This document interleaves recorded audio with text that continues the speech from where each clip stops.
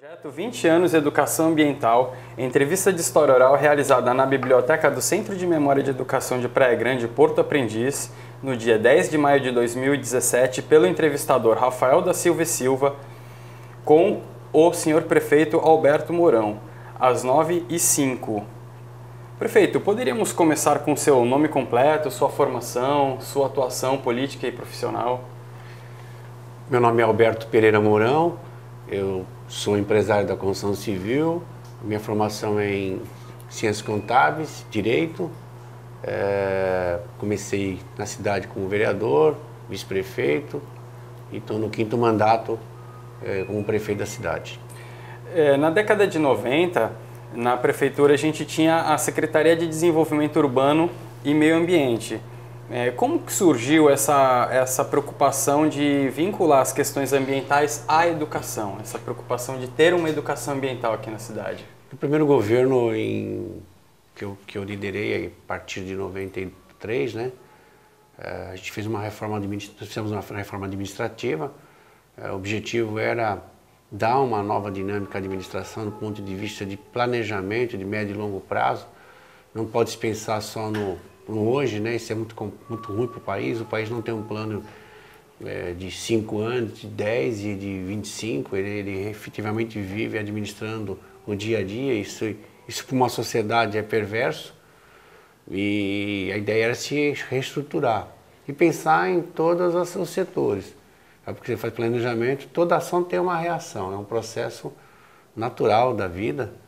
E a gente precisava estruturamos a Secretaria de Planejamento e ela teve a preocupação de também já começar com um projeto ambiental. Até criou-se na época um projeto de aprendiz na partir de jardinagem, que era para despertar a questão ambiental por eles, né? A ideia de que eles tivessem esse contato no começo, que era o Patrulheiro do Verde, né? Uhum.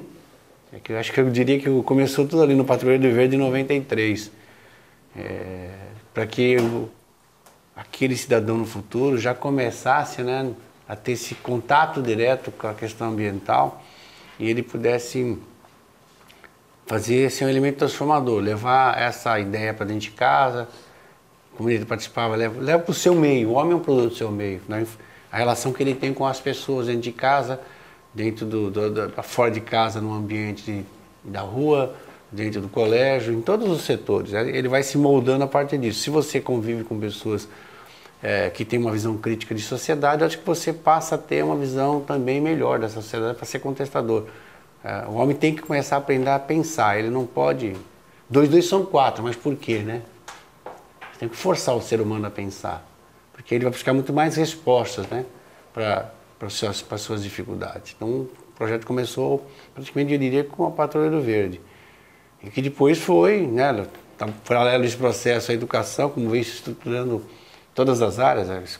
A educação especial começou num projeto bem embrionário lá atrás, né, de um departamento, de uma divisão, como a questão ambiental. E ela é fundamental. A sobrevivência do homem está no buscar o equilíbrio dentro da terra. Certo. A Patrulha do Verde é anterior, então, à criação do Departamento da Educação Ambiental. Foi o primeiro projeto de 93. Como que era esse projeto da Patrulha do Verde, mais detalhadamente? Assim, como surgiu? Quais eram as ações que se realizavam? Os adolescentes, eles tinham...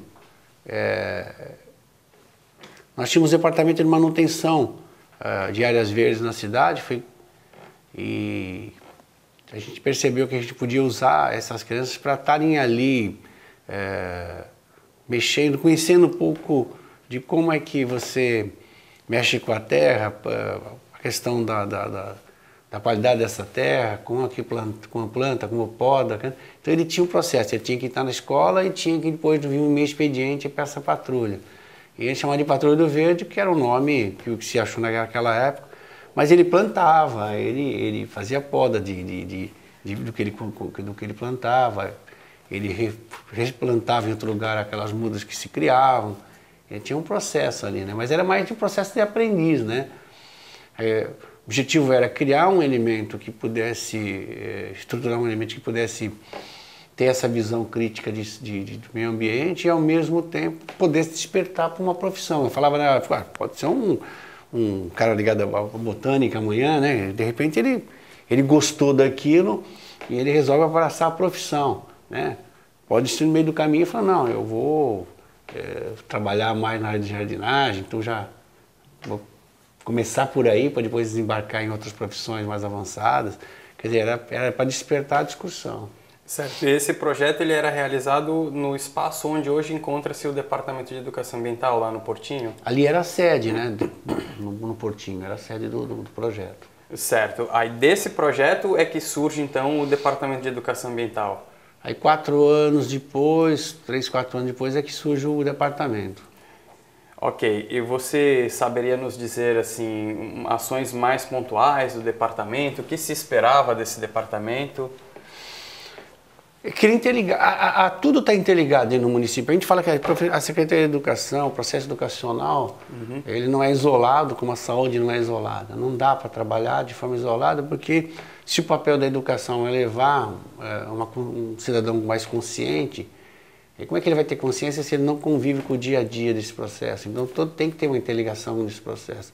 Não pode falar em saúde se ele não tem noção que ele cuida da saúde dele, ele não é um médico, é ele que cuida da saúde dele. A partir do momento que ele tem comportamentos diferenciados, ele vai ser um ser humano melhor lá na frente, mesmo independente do processo de saúde.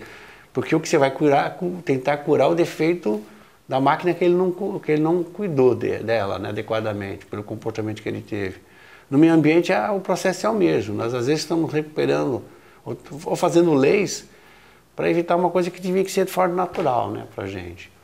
O que a gente fez é que, cada vez mais, tanto o Departamento de Educação e Meio Ambiente, se aproximasse mais do dia a dia da administração. Certo. Aí depois do prédio, que é onde aconteceu o departamento, a gente tem a inauguração de um espaço maior, né? Sim, você vai ampliando as ações, você vai melhorando. É uma dinâmica, o mundo não é estático, né? Até porque você começa como pode, não começa como quer, né? A gente tem, e mesmo quando você acha que já terminou, você ainda está começando a sua vida. Ela é uma necessidade de renovação e que faz você se tornar vivo, né? Um ser extremamente vivo. Vivo, às vezes você está andando, né? Mas não está vivo porque você não está interagindo com o mundo.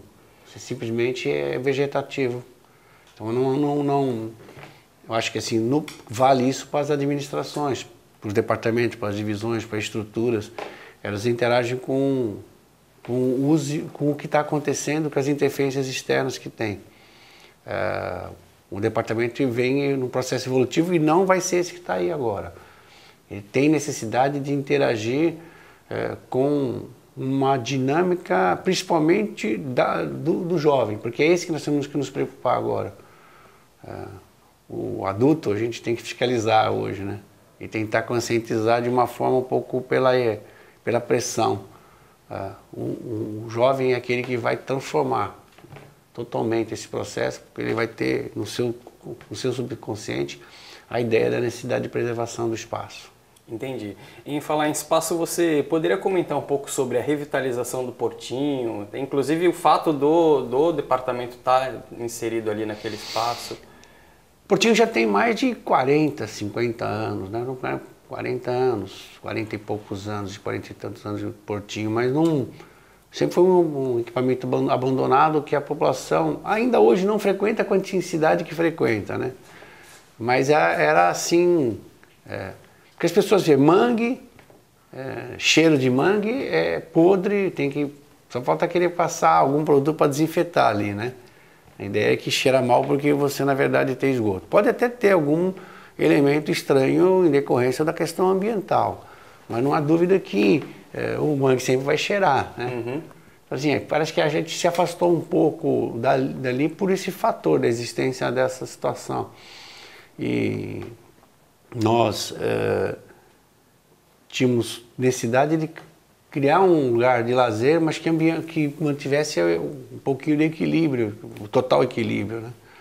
E aí, quando fiz a reformulação do espaço, levando todas as faixas etárias, aí percebi que tem espaço para criança, para o adolescente e para o mais avançado da idade, né? Então, de forma que essa frequência fosse, e eu defendo muito essa questão da presença de todas as faixas etárias juntos, sempre nas atividades, porque eu acho que é o que falta para o país, né?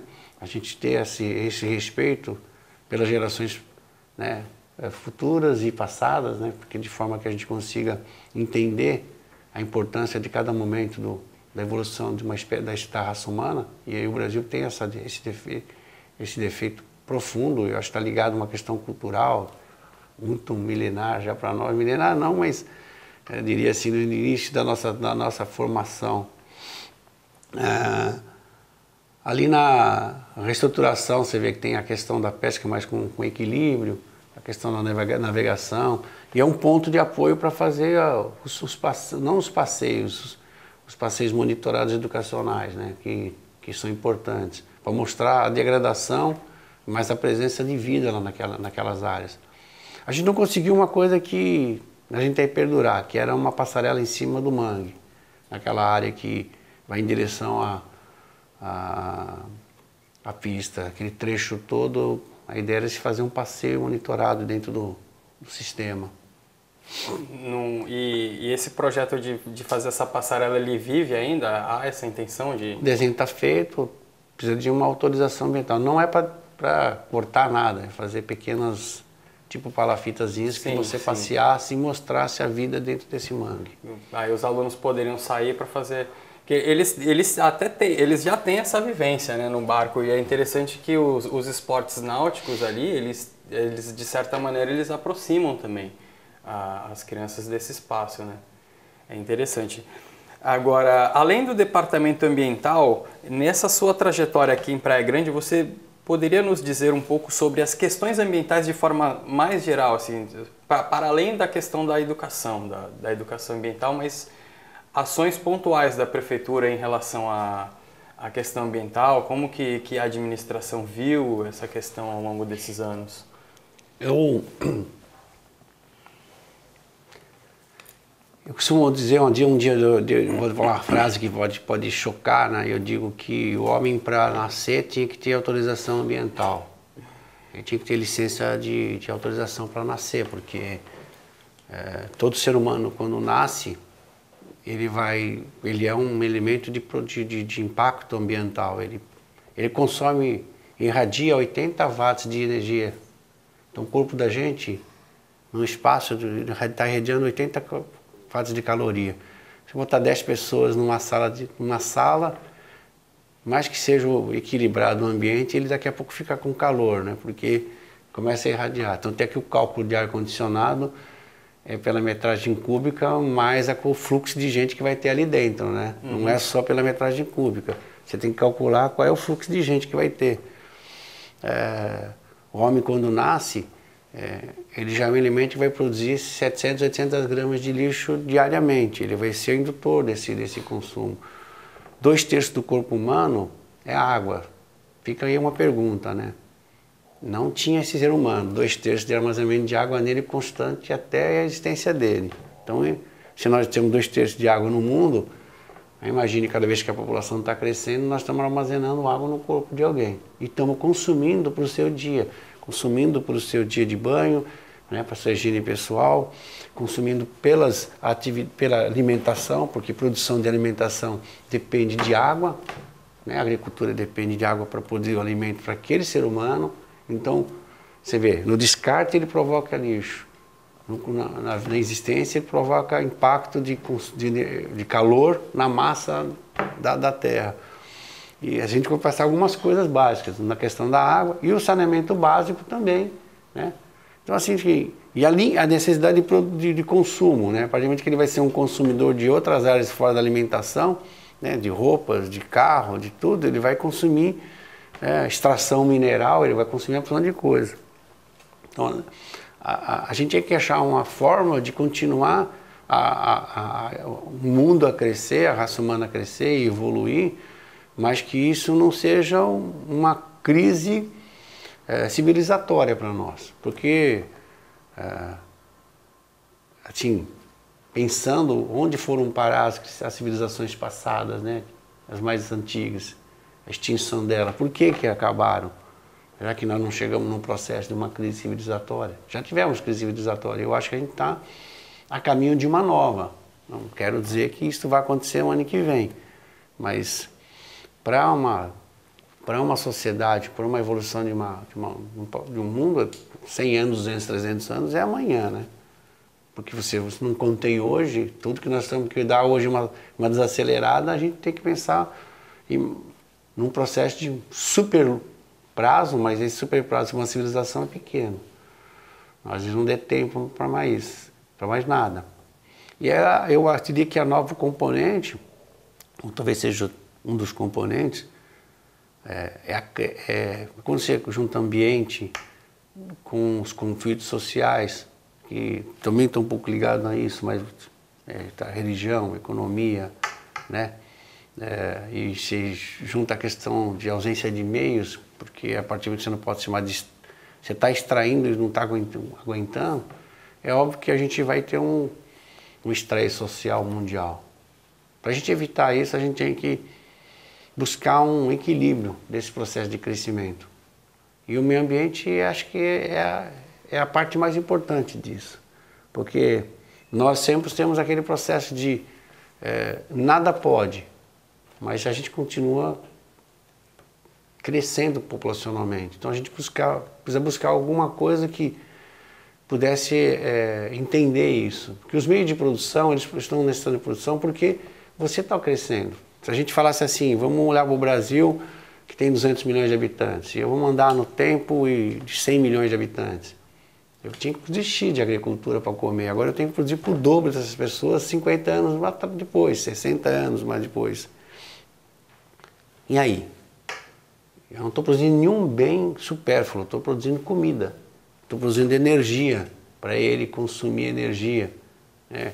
Eu estou produzindo a captação de água e tratando essa água para poder ele consumir. Eu dei 2, 3 bens aqui que não são supérfluos para a vida do ser humano.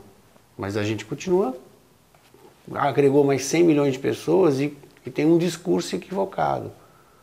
A gente precisa achar um meio, como é que nós vamos viver nesse ambiente de forma equilibrada, né? Protegendo aqueles que estão mais indefesos, que são o meio ambiente, que é os animais, né? Toda a flora e a fauna, que na verdade tem uma função efetiva, né? De sobrevivência de nós mesmos. Nós, sem querer, nós agredimos eles e nos agredimos também, porque nós vamos sucumbir junto com a extinção deles. E a gente precisa buscar esse equilíbrio. E essa discussão ela tem que sair da histeria, ela sair desse processo.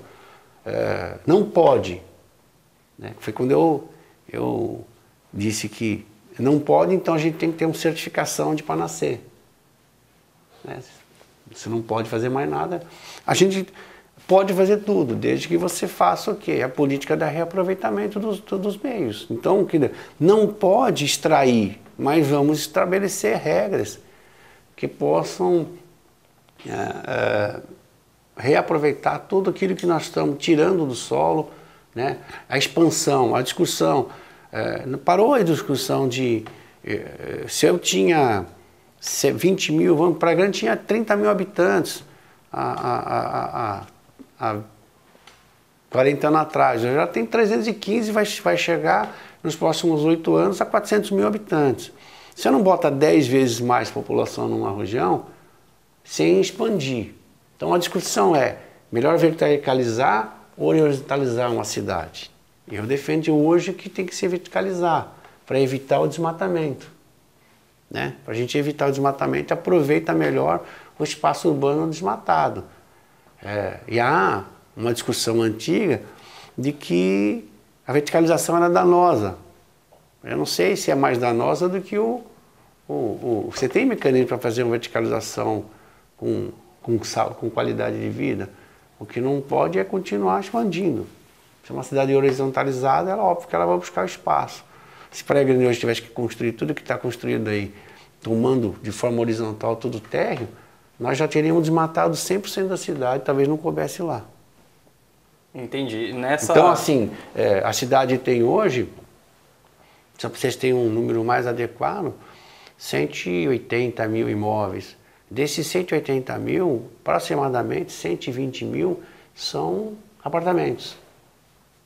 eu teria que seria aumentar 2/3 da cidade para poder jogar tudo no horizonte morando. E é humanamente impossível, né? Uhum. Então, assim, o que eu estou falando é que nós paramos de discutir a questão ambiental, mas do ponto de vista de buscar uma resposta, mas sempre com essa coisa, vou voltar a falar. Eu existo e meus filhos vão vir e meus netos virão. Então, eu preciso achar uma forma de deixar para eles um equilíbrio disso aqui. Senão eu estou criando um ambiente errado. É chocoso falar isso, mas quando um ser humano nasce e ele não tem onde morar, ele invade o mangue, ele invade a mata, ele desmata, ele faz porque é uma questão de sobrevivência para ele. A gente precisa buscar uma resposta para essa situação. Então, quando eu acho que a gente tem que se aprofundar nisso, só a educação vai fazer.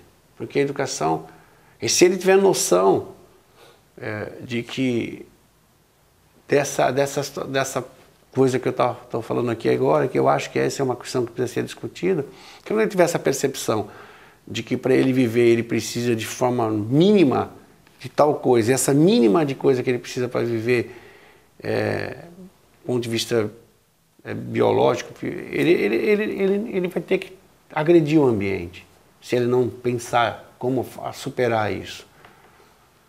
A tecnologia tem que vir para isso, a discussão não tem... A gente tem...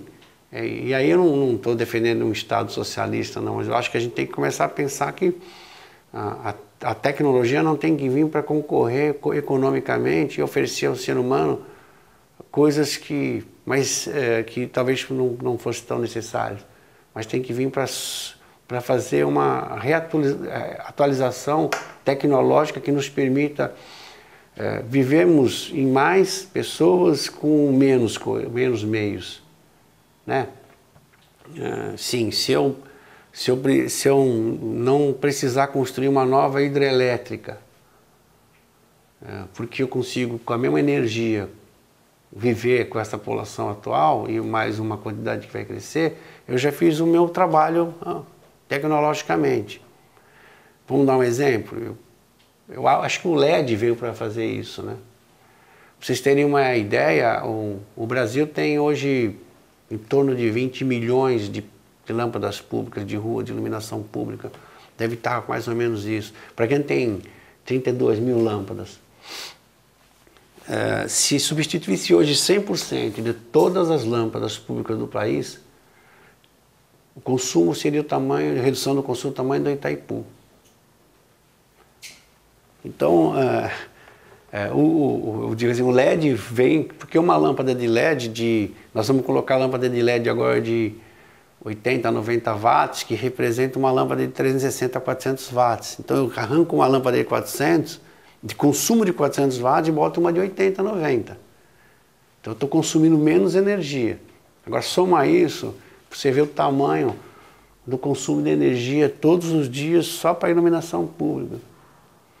E aí você começa nos outros aparelhos. Então, quando você fala em projeto de aparelho econômico, o que se vende às vezes olha, você tem que comprar aquele aparelho que tem uma visão lá atrás, um indicador de consumo. Mas a gente só pensa no bolso da gente. Essa é a coisa, tem que parar de pensar no bolso, eu estou economizando energia. Não, se todo mundo na sua casa começasse a falar, hoje vou sair daqui, escutei o Mourão falar isso, e vou substituir todas as minhas lâmpadas por lâmpada de LED em casa. Agora se a gente sai para o setor... Então, o setor público-privado, você imagine o tamanho do enxugamento da necessidade de demanda.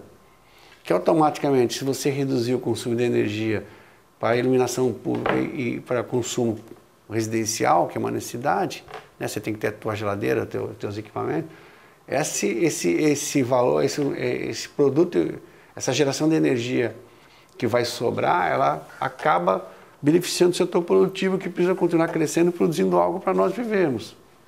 Né? Em todas as áreas da alimentação, em todas as áreas.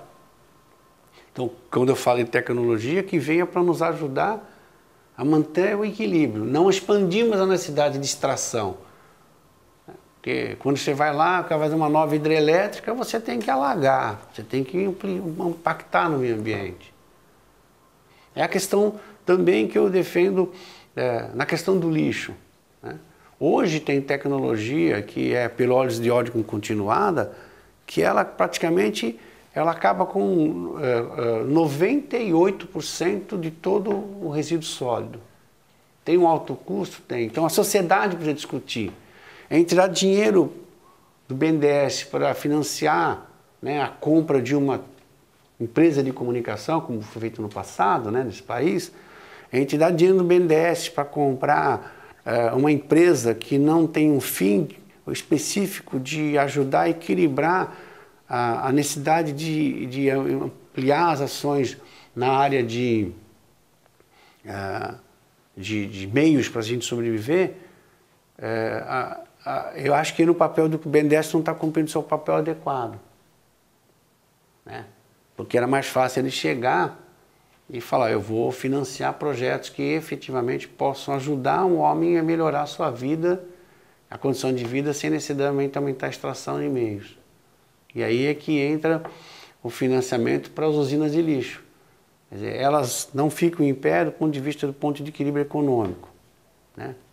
Porque quem põe dinheiro quer receber de volta, né, tanto o capital principal como o desembolso do juros do capital empatado. Nessa conta fica pesada, a sociedade não consegue pagar, mas se você subsidiar a parte desse projeto, através de juros baixos, né, esse equilíbrio vai acontecer. Também a tecnologia de novos equipamentos que avançou bastante. Uma usina hoje está custando 30% do que se falava no passado.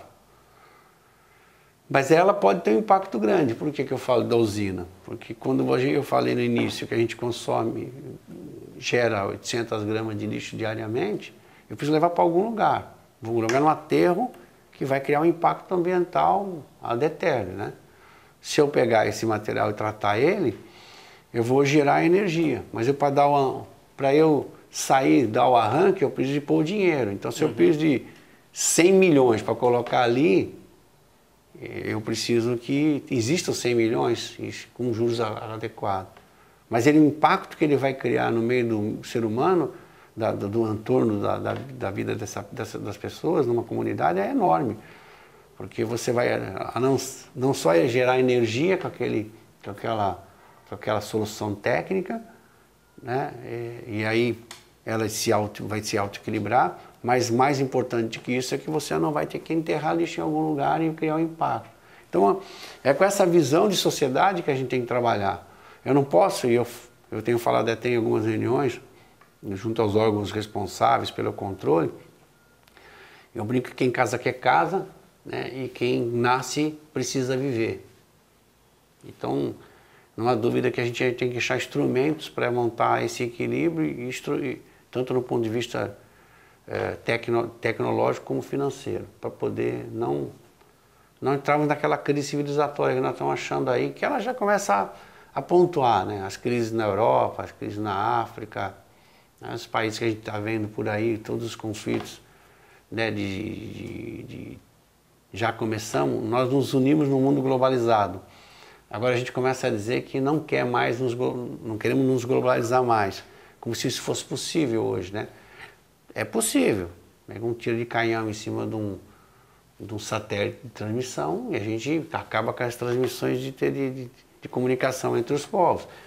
Proíbe todos os aviões de levantarem voo e ir para um país para o outro, né? E vamos colocar navios de baixa velocidade para a gente levar 6 meses para chegar no outro país e aí a gente se isola cada um no seu continente, né? Não existe essa possibilidade. Existe parar com esse radicalismo e fazer uma discussão menos acalorada e não achar o culpado. O culpado somos todos nós. Achar que não é, eu devo estar consumindo algo que não devia consumir, como todos nós também, né? E às vezes é por falta de opção, não porque eu queira. E ninguém quer sentar para discutir. A questão é sempre econômica. Eu vou produzir mais, mas não vou ter. E aí a gente começa a criar selos. empresa tal, amiga do meio ambiente, mas será que é amiga do meio ambiente? É mesmo. Nós viramos, o marketing ambiental virou isso, não há uma... eu acho que a gente devia ter uma auditoria independente de um órgão da ONU, alguma coisa, que quando alguém colocasse uma propaganda que aquela multinacional ela tem um compromisso com o meio ambiente, se auditar ela primeiro. Não é uma auditoria de fachada, mas uma auditoria que mostrasse que é real a preocupação dele. Ela não é só de maneira de levar uma mensagem para o consumidor. E você acha que essas questões é possível chegar na educação, na sala de aula? É na educação que ele vai começar. Se você não criar um ser humano pensante e consciente, não vai. Sim, eu acho que o método construtivista faz o cara pensar, né? Ele tem que ser um ser crítico. Se ele não for um ser crítico, não vai a lugar nenhum, né? Uhum. Eu vou contar uma coisa que me contaram essa semana, que engraçada, né? Uma pessoa já com uma certa idade, mas que ele falou de um professor dele, né? Ele resume um pouco dessa história, né?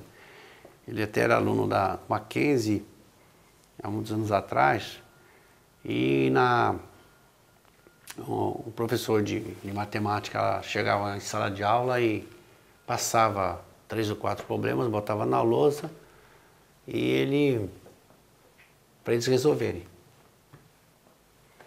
Aí um dia chegou lá o professor no dia seguinte, ele perguntou qual era o resultado que eles tinham achado. Os alunos falaram, 5, 6, 7, 8, 10, está tudo errado. Mas como está errado? Não tem solução ao problema. Os alunos ficaram indignados, né? E ele contou isso porque ele foi obrigado, não foi obrigado, ele foi pressionado pelos dois alunos a fazer um documento e levar a diretoria para pedir tirar o professor do colégio, da faculdade. Aí pediram o documento para tirar, o professor no dia seguinte, ou 2 dias depois, foi no laboratório, comprou comida, bebida, refrigerante, fez uma festa para os alunos. Tipo, alguém vai falar, está cooptando os alunos para não ser mandado embora, né? E aí estava todo mundo comendo ali assim, perguntava para vocês, por que vocês queriam me mandar embora da faculdade? Vai ser difícil vocês tirarem aqui, eu estou aqui há 20 e tantos anos, né? Não vão conseguir me tirar daqui. Aí o cara falou assim, sabe o que é, professor? É que o senhor passa o problema, depois de a gente falar tanto, o senhor fala que não tem solução. Então isso não é nós entendemos que nem uma aula. Eu falei assim, é mero engano seu. O problema não tinha solução, com muitas coisas no mundo não tem solução, né? Mas quando eu passei o problema para vocês, vocês se debruçaram sobre aquilo e ficaram fazendo contas e cálculos e cálculos e cálculos, que isso aí fez você pensar. Eu não estou aqui para dizer para vocês que o problema tem solução e pronto. Eu estou aqui para fazer vocês serem estimulados a pensarem sobre o problema. Porque uma hora vai achar uma solução para algum problema. Agora, se você não for estimulado a pensar, você vai ser estático, você não vai fazer nada. Essa é a realidade. O mundo está nesse caminho. Nós estamos vivendo uma coisa que este faz. Eu não preciso pensar. Quando 10 pensam, é muito ruim. A gente precisa que todos pensem.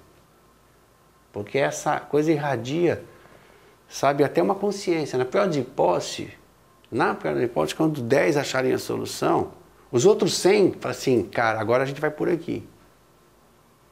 Porque pelo menos ele se debruçou para pensar. Entendi. A gente precisa que isso haja. Porque às vezes, de repente, os outros 100 falam assim, não vou fazer isso que esses caras estão pensando, porque ele nem teve a intenção de se debruçar sobre a questão. Então, na questão ambiental, né, pode ser que meia dúzia pensem sobre a questão do equilíbrio, né? E aí vira uma ilha, né, da exceção ali que não consegue caminhar. Se você tivesse todo mundo trabalhando, concorda que se quem ocupasse os espaços públicos no país começaria a pensar um pouco de forma diferente, porque ele já estaria, né, com essa índole. Certo, isso. Em relação a essas questões ambientais, como que você enxerga, então, essa trajetória dos 20 anos da educação ambiental aqui em Praia Grande? A gente já caminhando e depois eu pergunto para a Mônica se ela tem mais alguma pontuação. Caminhou bastante. Hoje existe uma sistematização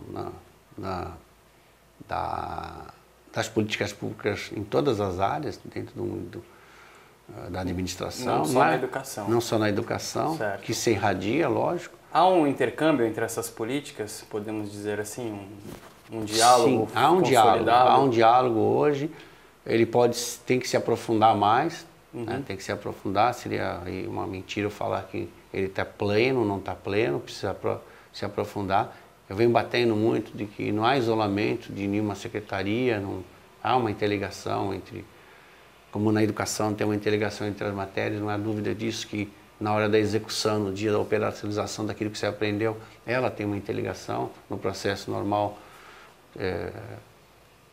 das empresas, e de uma prefeitura é uma empresa.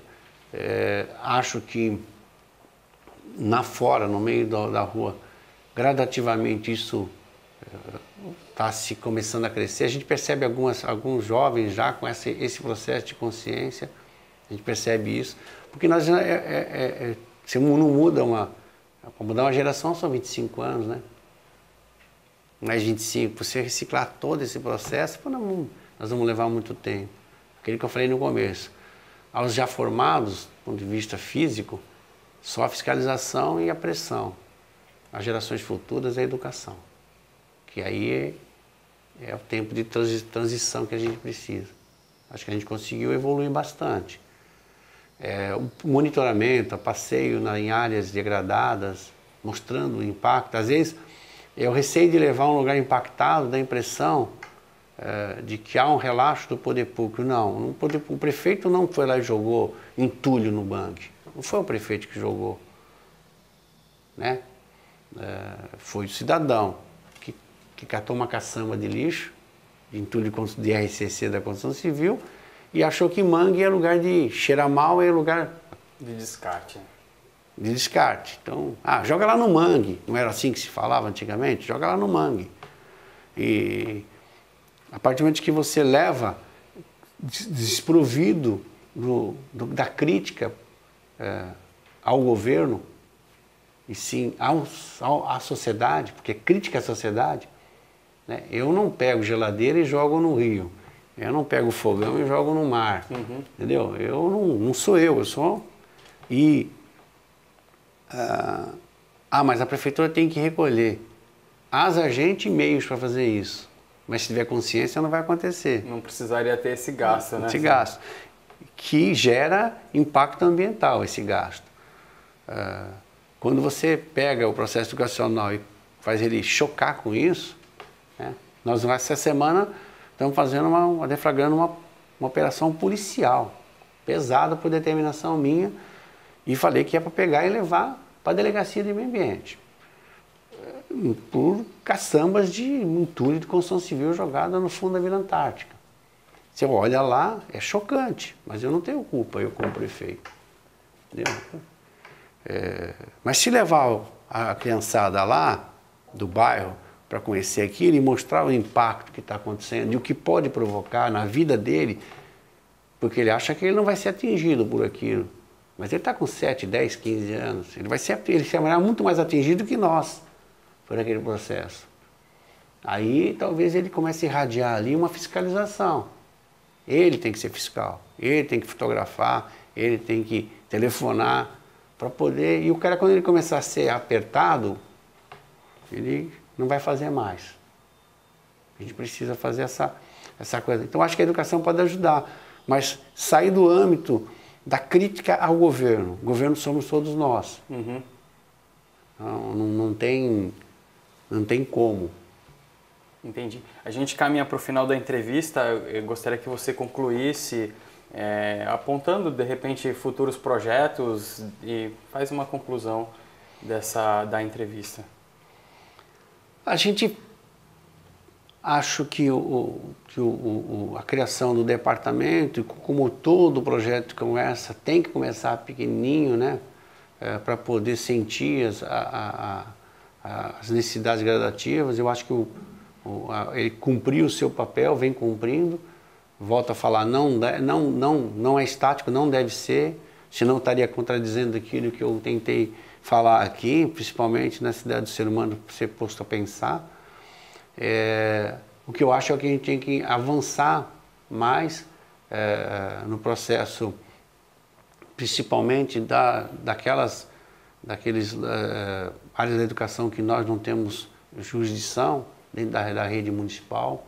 A gente, fora da rede municipal, a gente não acaba influenciando e tem o potencial, tem um volume muito grande ainda. Eu acho que tem que avançar nesse processo. Aí, como projeto de Estado, né, poder, do ponto de vista de governos, a Secretaria tem que pensar um pouco como interagir com essa rede estadual, né, e privada. Particular. Nós estamos falando aí em quase 20 mil alunos, são 15 mil jovens, né, que não fazem, talvez não estejam abraçando de forma sistêmica esse processo. Então, uma das coisas que precisa ser discutida ainda esse ano é como nós atingimos e monitorarmos o trabalho que eles estão fazendo, se estão surtindo efeito ou não dentro da rede pública, porque ele faz parte do processo de cidadão. E a educação, mas isso é um projeto da Secretaria de Meio Ambiente. Não. Ela não vai, ela pode até estar trabalhando junto, mas ela não vai colocar um fiscal dentro do colégio para saber se o aluno está tendo a adequada informação e participando de projetos. A gente oferecer talvez a participação e ampliação dos nossos projetos para essa rede. Para abranger essa rede também. Porque se a gente tem certeza de que tem que mudar a cabeça desse adolescente, dessa criança, desse aluno, para ele ser um adulto mais consciente, no processo de entender a questão ambiental, um pouco daquilo que eu falei no início, a gente precisa entender que não pode segregar 20% da população escolar. Tá certo. Mais alguma coisa, prefeito? Muito obrigado.